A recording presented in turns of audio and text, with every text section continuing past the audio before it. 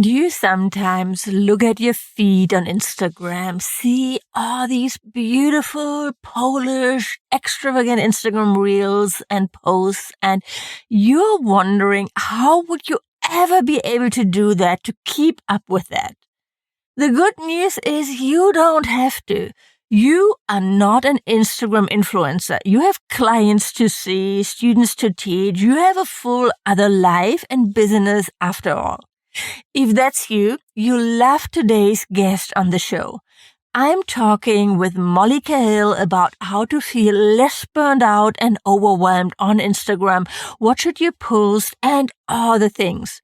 Molly is a marketing and Instagram coach for health and wellness professionals with a background in public relations. She's sharing so many nuggets of wisdom in our conversation. And she's also genuinely one of the nicest people I've ever met for the show. So let's dive in. Hey there, welcome to the Blissful Biz podcast. I'm your host, Susanne Reike, here to help yoga and wellness entrepreneurs build a thriving online business. If you're ready to make a bigger impact and earn money online, you are in the right place. Each week you learn about websites, digital products, social media strategies, and what's working now to build your online business. And now let's get started. Hi, Molly. Welcome to the Blissful Biz podcast. Thank you so much. This is like my first time recording a podcast. Somebody who's in a camper van in Spain. No, I've done a lot of podcasts before. Okay. Yeah, I've been on a lot of podcasts, but this is the first. This is super cool. This is like the podcast on the road. We're coming to you from Spain. Yeah, not me. I'm just in Cincinnati, Ohio, but you're way cooler. Oh, it's so great to have you here. Can we start by you introducing yourself and telling our listeners a little bit about what you do? Yes, absolutely. So my name is Molly Cahill, and I, like I said, I currently live in Cincinnati, Ohio, but I'll start with the personal side. My husband just got out of the military in June. So we've kind of lived in Florida and San Diego. I'm originally from Alabama. We have a 5-year-old, and my former life, I was in outside sales for 9 years. And as you can probably imagine, 6 years of that was medical sales. It was like a lot of travel. It was high stress. It was great money, but it was high stress, high stress, high stress. And when I got pregnant with my daughter, I was just like, oh, this is not sustainable. I don't want to continue this lifestyle. I was very grateful for that period in my life, but I decided to move on when I was pregnant. And when my daughter was about a year old, I just had the itch to do something again. I wasn't cut out to be a stay-at-home mom. I think that's like the hardest job on the planet. I'm mad respect for anybody who's a stay-at-home mom. And my chiropractor and I were friends, and she was like, hey, do you want to help me with my Instagram? And it just snowballed from there. At first, I started helping her just for trade. And then with her, I was working with her acupuncturist that worked in her office, and then her massage therapist, and then some of her friends. And then it just kind of kept going. And so now I really work with anybody kind of like you, anybody in the health and wellness space. Like you mostly have a lot of yoga teachers. I have a lot of chiropractors, because you know how it is. Once you get into a niche, it just kind of like people know each other, and they're like, oh, and, you know, people refer you. So but I do have a couple yoga teachers. I have some spiritual, I have some more of like subconscious healers in my group. So yeah, I work with people through 2 ways. I have one-on-one Instagram management. We have an agency side. And then we also have, I have a program called Holistic Marketing Hub.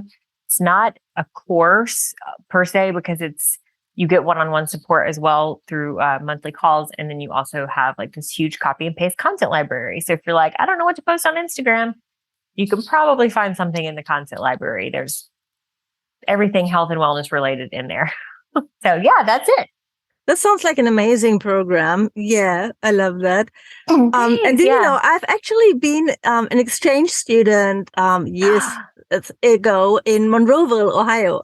No way. Yeah, do you know that? I think it's like the tiniest place. Everything was at least an hour away. I'm not from here. Just my husband's from the area, and that's how we ended up here post military. Like I said, I'm from Alabama. We've only lived here for 4 months, but I know that it's close to me. I couldn't tell you which direction. I just know that it's close. What a small world. That's wild. Yeah, that's so funny. But that was like 88, a really long time ago. That's so cool. Yeah. Well, clearly you are proof that yoga does the body good because you look amazing. Oh, thank you so much. Yeah, we have our days, right? Everybody. It doesn't even matter what age. When I think in my 30s, I felt so old compared to all the 25-year-olds. So it's weird. Just enjoy where you are. No matter what's your age. Yeah. And Instagram, obviously, I love that we have filters. I know they're terrible, especially for young girls. You probably don't want your daughter to discover them. But when you're at a certain age, don't you just love saying that? When you're at a certain age, they can be really helpful. They give you that confidence to show up. You don't even have to put on makeup. And for me, that was really... like when I started, I was so shy to show up on video. It was such a big hurdle for me. And then, so I started with stories, which was just like 1 minute. Yeah. And it's gone the next day. Yeah. And we have a filter. Okay. I can do that. And that really helped me build up my confidence.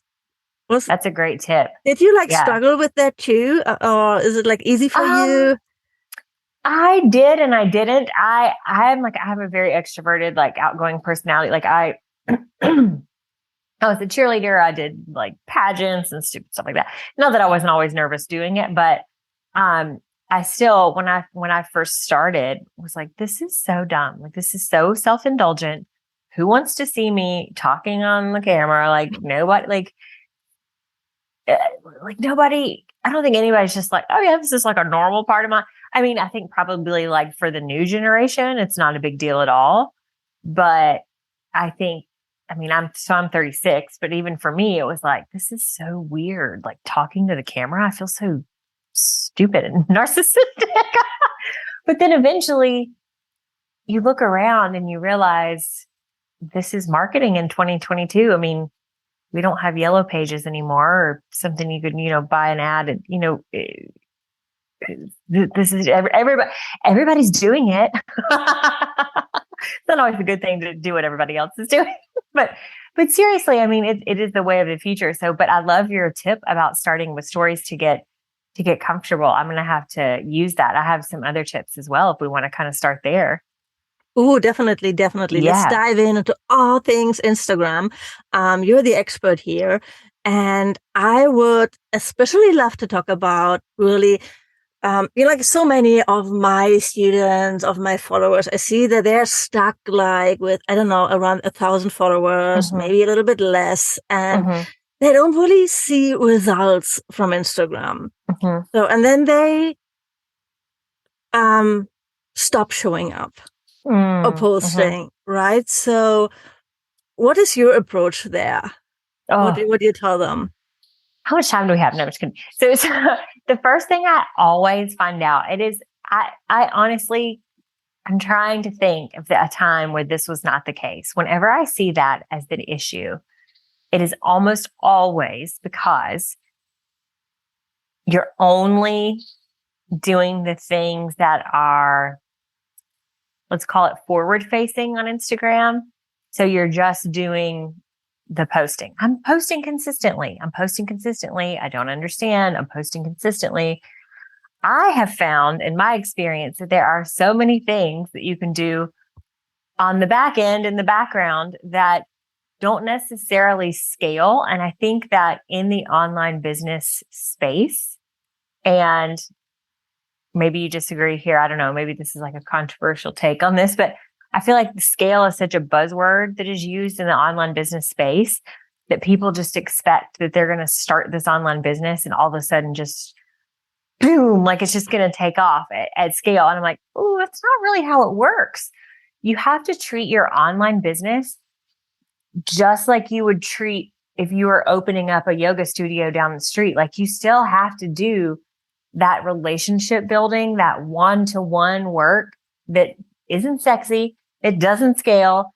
but that's the thing that's actually going to give you results is, like I said, I have a free checklist. I'll give it, if you want to link it, but it's just, mollycahill.com/scrappy. I call it my scrappy checklist. That's a great title. Yeah, because it is. It's just, I think people are afraid when they hop into online business, they think that like the rules of business have completely changed. And in some ways they have, but a lot of the networking and audience building and relationship building is the same as if you were doing it in person. I know. Yeah. And it's never, I always say tell my clients, it's never about the quantity of your followers. I don't even like the word followers really, but let's use it. It's about the quality. And if you would imagine, if you have 500 followers, just imagine them in your living room or like in one room, right? And so they're real people. They're real people. So funny you say that. Before we hit record, you said something about not being an influence, like you're not an influencer. And I was like, I have a reel about that. And then I also have a reel about that. What you just said about you and I definitely are on the same wavelength when it comes to online business. Cause I feel the same way about, imagine if you were like let's say it's the 1950s and you decide, hey, you know what? I'm going to start a custom pot holder business. And you like start sewing in your basement. And then the next day you've got 6 people out in your front yard who want to buy it. And then you've got 12 people and then you've got 15 people. You would be like, oh my goodness. But when it's that many people online, people are like, it's just 15 people. So that's like the number one thing. I know mindset work isn't always as sexy and people want to just get right into the tactics, but you really have to flip that switch to say like, if you can't serve one-to-one, you can't serve one-to-many. That's good. Yeah. And if you can't sell something like to people who already know you and trust you, you're probably not going to be able to sell it like to strangers on the internet. Yes. My very first online course launch was 50% people I already knew. And I just was like, hey, I'm doing this thing, literally just like texting them. I didn't have a funnel. I didn't have like a fancy anything. I just, and then, now I have all of that. But in the very beginning, it was about like, all right, let's make some money. Like, here's this program. I think you would be great for it. I had no official course platform. My first course I did was live every Friday on Zoom. And that's what people paid me for. And then I just kept those recordings and sold those for a while. And then, I eventually made it fancier, but yeah, you just got to get scrappy sometimes. So usually when I see people stuck. That's such a good point. That you start with creating offers. So many people come to me, my strategy is actually to show up consistently on Instagram and grow to, 2,000 followers. And that's not a strategy. It's like, what's the goal behind it? Why would you want that? What do you want to achieve with that goal? And so if you don't have something to sell, I always say you don't have a business. So that should always come first, I feel. And then I agree. Actually selling it, I think that's such a hard point for me actually too. I'm not really great at selling in my stories, or I can add it in a caption. So I'm really looking forward to more tips for that here too. But where do you start there? Do you have like a process or like a system? How many stories you should do per week, or like to sell something, or how do you mix it up? What do you share? I think a lot of your marketing depends on your personality type, and I am not type A. So I'm not somebody who follows a rigid system or whatever. I'm very much I'm very much just like showing up and this is me. And, I just talk about, I used to do launches of my offers. I don't need more. I do think there's still value in launches, and sometimes I'll do flash sales, which is kind of like a launch, but I just think it's so important just to consistently talk about it because, and I'll get to your specific question about stories in a second, but I'd love to hear your thoughts on this as well. I think in the time we're in now, we're nearing the end of 2022. The last couple of years has become even more saturated with people with online businesses or, and I don't do TikTok, but like Instagrams and TikToks and YouTube, whatever. And I think people are craving more in-depth, personalized information than just what you can provide going back to what you said, I just want to build an audience. I think people are kind of craving that next step. They're like, oh my gosh, this one post you did resonated with me so much. Like, how can I learn more from you? How can I work with you further? And that's where your offers come in. So, in terms of your stories, I definitely don't have a formula, but I find it so easy to post on stories every day. I have a rule. I try not to work or do anything on my phone on the weekends. I usually just try to forget that it exists on the weekends. But, like Monday through Friday, I'm almost always on my stories because it's just easy. Even if it's something that has nothing to do with my business, sometimes I'll still get replies that are like, oh, I've been meaning to message you. It's just stories where it's like your playgrounds where you get to show up and take messy action. And then my friend Shannon calls it the stories test. She always says, like, you get a lot of, DMs or reactions or views, whatever, from a certain story, then that's going to make a really good post or reel. And like you said, it's only up for 24 hours. So it's so low pressure. And now that everybody has the ability to have a hyperlink in their stories, it's great. And then you can always go look. Like anytime I post a lead magnet or one of my freebies on my stories, I'll go back and be like, cool, I got 2 clicks or 3 clicks, which I know, again, going back to like the people standing in your living room, that might not sound like a lot to some people, but it's a hell of a lot more than 0. So, it's just like you said, the consistency piece of it. And I'm just always talking about my offer in some way, whether it's directly selling it or some type of social proof, or I'll even use my stories to make announcements. So for example, what's the name of your program again? I looked at your, my main program is the Blissful Biz Incubator. That's right. Oh, yes. The incubator. I remember that because it's your year-long. So let's say you even use your stories sometimes to make announcements to your Blissful Biz Incubator students. You're like, hey, students, don't forget our call is in an hour and we're going to be talking about this. Even if you only have a few students who watch it. And I mean, obviously, I'm sure you email your students and it's in their portal and all that. But that also provides a little bit of like, oh, what's this program she keeps getting on here and talking about? So the main thing with stories is like another, also not even just stories, but Instagram and selling in general is another mindset reframe, which is, I think you're doing people a disservice if you're not talking about how you can give them the transformation that they so desperately are seeking.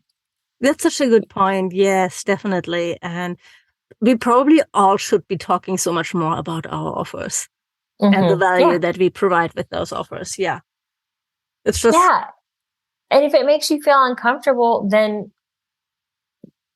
I want you to lean into why that is. Is it because maybe you're not confident that it works? And if that's the problem, then it's never going to sell. Like, then you need to kind of do some work around that. And I'm sure that's where you can come in with your expertise. Maybe that's where you have a beta launch where you give a couple people access, for free just to get their feedback or something.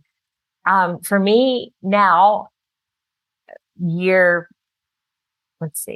like 2.5 years into Holistic Marketing Hub, my signature program. And I've seen the results it gets people. So now I have no problem talking. I'm like, it's your loss. Like if you don't want to do it, that's fine. Or it might not even be sometimes it's not the right fit for where they are in business or whatever. And that's fine too. But, another like fun little tip or hack that you can write down if you're taking notes is to teach something along with pitching your offer. So if you feel like, oh, I don't want to get on and just sell all the time, then couple it with something else. Couple it with something educational. So it's still a standalone post without the call to action being to enroll in your program or download your freebie. So like they're still learning something. So for example, I'm going to give you my top 5 tips for getting more views on your reels. If you want to learn how to implement all of these 5 tips, then you can enroll in my program. So I'm still giving you information. And that's another really good way to kind of get past that. Oh, I don't want to show up and sell. No, I love that tip. And also that tip for the story. So thanks for that. I been seeing for myself that since I started creating a lot more reels, I'm actually posting less stories, and I also look at less stories. Do you see that too? It's so funny because it's like, it depends on my mood. I feel like sometimes if I'm looking at more of my personal friend, because I just have one Instagram account, I don't have two. I don't have like a personal and a business because there was no way I was going to keep up with two. So I find stories is usually where I go more to catch up with people I'm closer to, like friends. Yeah, you're right. I didn't thought about that until now. I do watch more reels because they're so addictive. Yeah, exactly. And I feel like when stories started, they've been so great because they had that authenticity, and they've been that break from those perfect pictures. Everything was so polished, and and I mean, that's how Instagram started. And so, and I feel like now that we have so many videos that are so much more real, yeah, it's Yes. just like different. For me right now, it's always easier for me to share a lot in my stories when I'm traveling, obviously, because then I have Yeah. fresh content every day. While when I was back in Hamburg, it's like every day feels the same. Yeah, I can take like a picture from my computer and then of the garden and of my dog, and Yeah. So one thing I've every been day doing, is like Groundhog yeah. Day. Oh my gosh, I know. That's it. We've actually, well, I won't get into that, but yes, I understand what you're saying. Um, so one good tip, because I actually get asked the whole like what goes in stories versus what goes in reels thing all the time. My rule of thumb is like anything goes on stories. There is no rule, and you can literally put whatever you want on stories. My most viewed story ever was when we first moved into this house, and I did like a tour of my house. Oh It's yeah, I love nothing that. to do with me. Yeah, it's people. It's nothing to do with my business, but it's still something that people are nosy, and it makes them feel like they know me better, which means they're more likely to work with me and hire me when they feel like they know me better. Um, Reels, really, you want to just have your evergreen content, I call it like your core content, the stuff that people could find anytime. It's the people who you want to catch attention of, have no idea who you are. Whereas once they get to your profile, stories are kind of the things that like can take them a little bit more to get to know who, like, they talk about know, like, and trust. I always think of reels as the know, stories as the like, and then trust can come through in your social proof or just even you showing up consistently in any way. Oh That's kind of how yeah. I love that. Everybody has like, I always talk like educating, emotional and engaging content, which is pretty much the same, probably.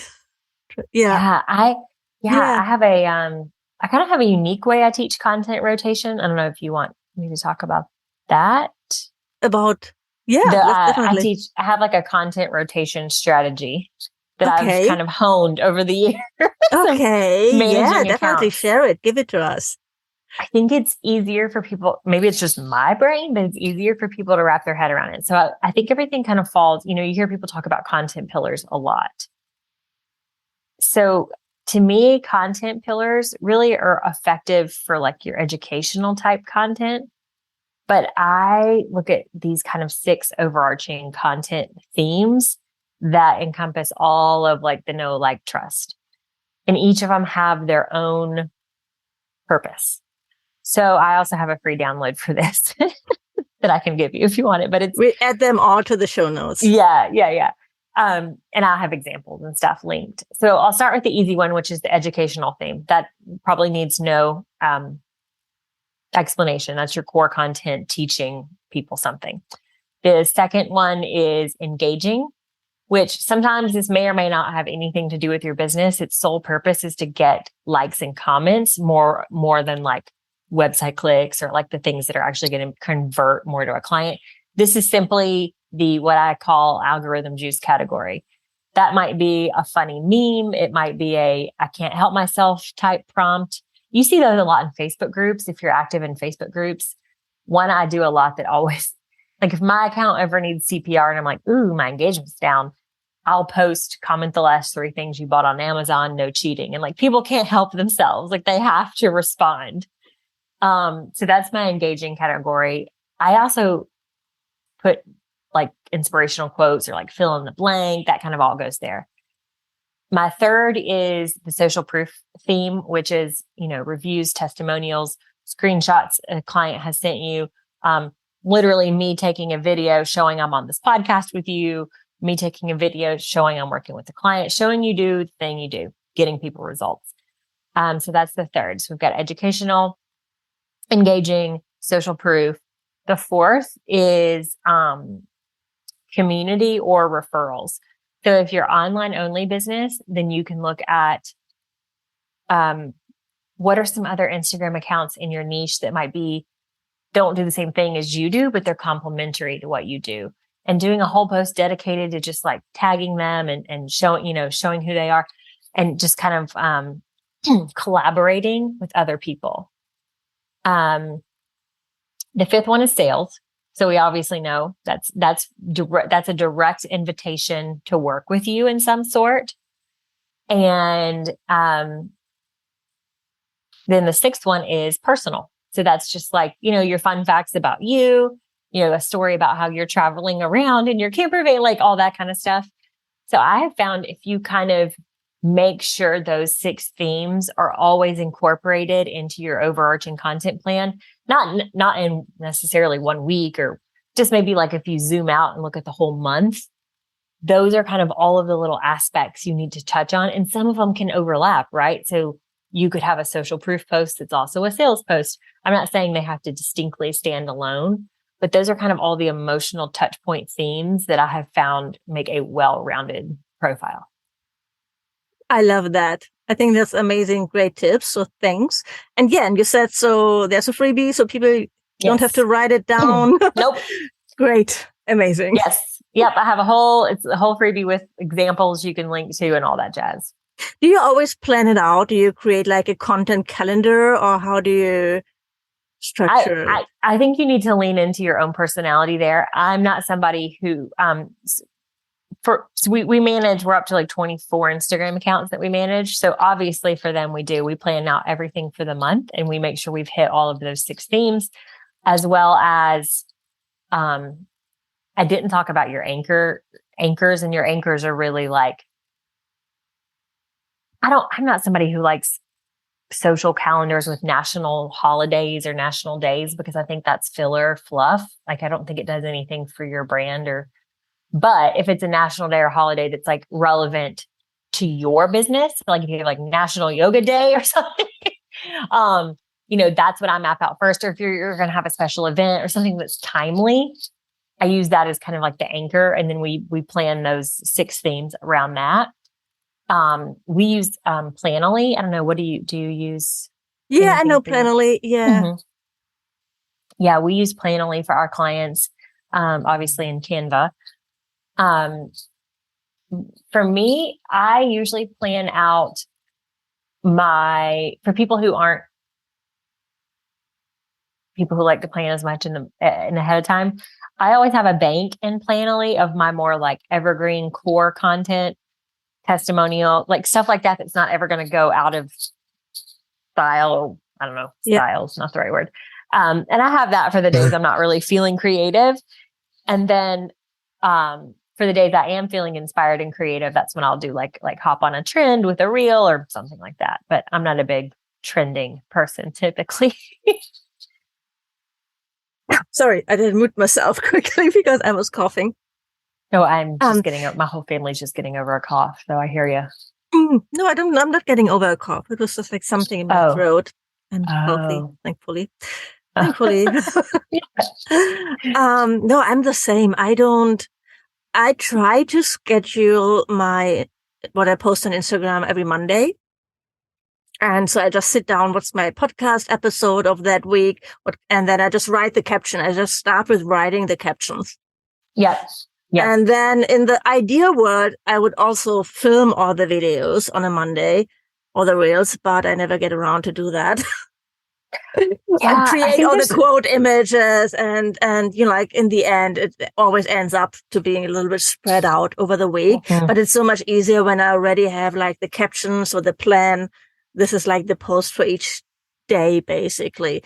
And yeah, and of course I think about like what I'm promoting. When I'm promoting something, I create more content around that. Yeah. When I have Yeah. something. I think, like I said, I think it's just really depending on your personality type. I know it would be better if I would plan. I'm kind of like, they say, I don't know if you know the saying, but it's like the cobbler's child has no shoes. Um, we're always working on everybody else's, that I usually don't take the time to implement my own strategies on my own account. You know what I mean? But yeah, it's definitely easier when you do plan things ahead. Trust me. Yeah. It's something definitely to one day when I'm grown up Well, you on hear people talking Instagram. about batching out content for 3 months or 6. I'm like, no, that's dumb, because you never know what's going to change. You never know what's going to, I mean, it's one thing if you're about to go on maternity leave or something, but we had that happen, like with COVID hit and something, and the companies were still putting out content, but that was suddenly completely irrelevant just because it's been scheduled, right? So you have to be really aware of that, of things happening. Yeah, exactly. That's what I said. That's why I keep like a bank. I use my personal Planoly for a bank of the safer core content that is going to age well. And I have that ready to go for, days I'm not feeling inspired or weeks I'm not feeling inspired. So I do have that planned and backed up, but I'm not somebody who sticks with a rigid schedule, but there are people who that's how they thrive. So you really just need to do what works best for you. Do you repurpose content? Oh yeah. Yeah. That's my biggest life hack, man. It's like, I do too. And people want to tell them like, oh my God, I can do that. Yeah. Nobody's going to look at what you posted like 1 or 2 years ago. Otherwise. And even if they did, who cares? Cool. Yeah. You have a super fan. And B, like the new, how they used to say it takes 7 times for people to see something for it to like sink in or for them to take action. I was reading an article in Forbes that said it's now 21 times it takes people. So even if you are posting the same exact thing, who cares? One tip I've been giving people who are kind of feeling stuck in a rut is to create a reel and then make a carousel out of that same exact reel. They're like, I mean, post it the next day. I'm like, post it the next day, post it the next week. Who cares? Like, don't worry that it's the same content, because there's also people who talk about repurposing. I learned this from my friend who's a teacher. Like everybody has different learning styles. Some people are going to learn from video. Some people need to see it in a graphic. Some people need to, read more of like the caption. So yeah, repurpose it, man. It's easier. Yeah, I love that tip. I mean, I really love Instagram, and I feel like especially video content is essential in 2022 and moving forward. It's really essential. It's also one of the best ways to really build that connection, that trust factor with your potential clients. But I also really believe in long form content like blog posts. I still get traffic every single day on my website for blog posts that I published, 2017. Right. And nobody looks at a social media post from back then. I didn't even. And you own that blog content right. too. So, I mean, I probably should start getting more out of that, improve it, share it again. I wouldn't even have to create new content, but creating that content library that's bringing me traffic every single day. People find me on Google, on Pinterest, and that's such a valuable asset for my business. Yes. So, so I always tell my students, 1 piece of content per week. That's like, of course, it's not possible for everybody when you still have a full-time job. You have to see, but that's like the best. And then you use that to then create your social media post out of it. You can create like a quote image, a gallery, a reel, like whatever. So you have that already. It's like your starting point for the content of that week. Yes. So how does your podcast fit into your content? Do you repurpose the show notes for a blog, or how do you typically like to work with your podcast? Yes. So for the interviews, we normally don't really create like long blog posts. This is like so much work. Trust me. Yes, I know. Yes. So, but when it's a solo episode, like every second week, it's a solo episode where I really teach something, and I normally script it. So we have that script already, and then my VA just uses that to create the blog post. And then I use that again to create like reels and all the other content in the newsletter, etc. Yeah, my business coach I work with, she's big on blog. She actually doesn't even use Instagram or social media at all because she just doesn't like it. But um, I personally enjoy it. So that's why, I've like met a lot of friends on Instagram. So I love it. That's how I met you, right? But blog posts like that, like you said, I mean, people, a lot of that gets so, or your email list. I mean, gosh, my email list is what's really been my main driver of income. And I had somebody, I was talking about this a few weeks ago on a training, and they were like, email? I thought email was dead. I was like, oh no, you've been lied to. Do you see the same in your business? No, I don't think I've ever heard anyone saying email is dead. No. But this was it. Now this is a brick and mortar business. And so I wonder if they just see it differently. But I was like, what? No. No, email is so really important. Bad newsletters. Yes. No, weekly newsletters are essential. And yeah. Yes. Yeah. And it's like what you own. Yeah. I've noticed, I think especially when the pandemic hit and suddenly all the yoga studios were closed.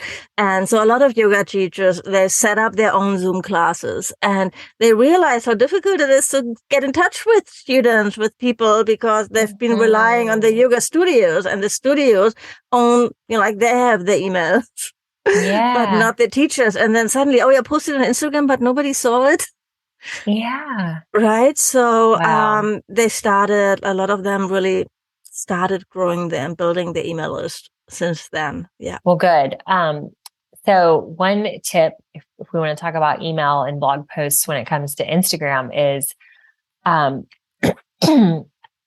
if you have like a free download, you're trying to drive somebody to, again, I always, going back to where I talked about the sales post, always give some type of something educational or entertaining where it's a standalone piece of content, even if they don't take action and go download your thing. So instead of just saying a post that says, hey, I just created this new, freebie with five different breathwork techniques you can implement today for high stress, go download it. Like they may or may not go download it. What you need to do is you can educate. You could even give one breathwork tip and then say, if you want 4 more, go download my thing. And then just make it really easy at the, link in your bio or whatever. Or one thing I like to use a lot are pretty links. I don't know if you use that plugin. Are you familiar with pretty links? Yeah. I don't use it, but yeah, I just use redirects. Yeah. Well, same thing. Yeah. So So you just want to make it, even if people aren't going to go to the link in your bio, like giving them an easy URL to remember. So like, your, whatever your website is, .com/breathwork. Just so it's easy for people to go find it. Yeah. Like Scrubby. Yes. I love that. No, they were really great tips. So, thanks for that. So we talked about, the importance of videos, reels, right? Reels are important. Reels are important. Stories are important. How much time do you think like an average business person should spend on Instagram? It really depends on what kind of phase you're in and what your goal is. So in the beginning, if you're in growth mode, then you're going to be doing more. You're going to be spending more time. And that's where you're going to be doing a lot of those tips I talked about on the back end. I have a whole engagement checklist where I talk about, a lot of my time when I'm on the app is spent going to, now for me, I'm business to business. So it's easy when you're business to business, like we are, it's easier to go engage with people on Instagram, right? Because they have public profiles. If you're business to consumer, which I'm guessing a lot of your so yoga teacher, you probably are. Yeah. It's a lot harder to be like, oh, hey, you look like a stressed mom. I need to help you. You know what I mean? It's a very different type of engagement. So what I normally like to recommend people spend their time, if you're going to spend your time on the app, is not just pumping out endless streams of content, but doing what I talked about in the very beginning and going back and creating some of those relationships. So one easy thing you can do is maybe you go find I'm going to use the word influencer in quotes, influencer or somebody who's like really big in your industry, or even like a brand that's really big in your industry. I don't know if you have an example you want me to use? Brands, I don't know. There's so many like aloe mousse. Yeah, sure. Like, yeah. So say you would go to their Instagram and be interacting in the comments section, or if there's like a really big, like I said, influencer type person in your space who, you don't want to go to a competitor's page, but somebody who's not, I work with a lot of functional medicine providers and health coaches. And so I'm like, maybe you go to like Aviva Rom's page or somebody, or like Mark Hyman or somebody like that. Like they're not taking on clients. They've got books and they're like a big influencers now, and they don't take the time to respond to all their comments. So like if Dr. Aviva has a post about vitamin D and people have questions in the comments and she's not answering them, you're not taking from her to go in and then give your expertise, because she can't take on patients, like, you know what I mean? Or clients. So, like I said, the same thing can kind of apply with yoga. Like if people have a certain question in the comments that isn't being replied to, that's when you can kind of step in and be of service there. You can also go to hashtags, like hashtags of your industry. I like to go to the recent posts, not top, and go to the recent posts and kind of comment on some things there. And, and I even sometimes will just go look click who's following, other people who are, like I said, complimentary in my niche, and kind of just like click around there and see who I can find.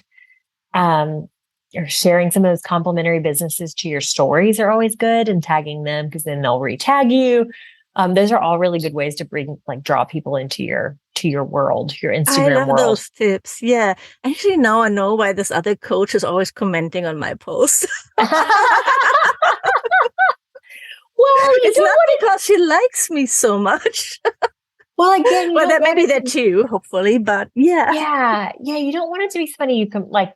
I wouldn't go be doing with somebody like I offer the same services they do, Yeah. I'm talking about more like, hey, everyone in my world also loves this brand of yoga pants. I'm going to go comment on their stuff, just like the same complimentary places where your people are hanging out. Yeah. No, it's fine.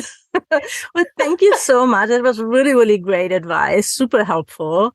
I'm sure people got a lot out of it. So where can people go to learn more about you? Yeah. So all of the free resources I listed are on my website at mollycahill.com. And that's CAHILL at the very top. I have just like a free, I think it just says free resources or something like that on my website. And then I'm super active on Instagram. So I'm just at Molly A. Cahill. Shoot me a DM and tell me that you heard me here, and I'd love to chat. I'm always in my DMs. I'm always in my inbox. Thank you. So we add all the links to the show notes as well. Thank you so much for being here. And thank you. Really honored that you took the time. Thanks for having me all the way from Spain. Yes. Thank you for listening to this episode of the Blissful Biz podcast. If you like the show, please leave a review on iTunes. This would mean the world to me. And of course, don't forget to subscribe to the podcast to never miss a new episode. To learn more about how to work with me one-on-one, my courses and membership, or to get instant access to freebies, workshops, and more, go to susannereiker.com right now. Thanks for tuning in, and see you next time.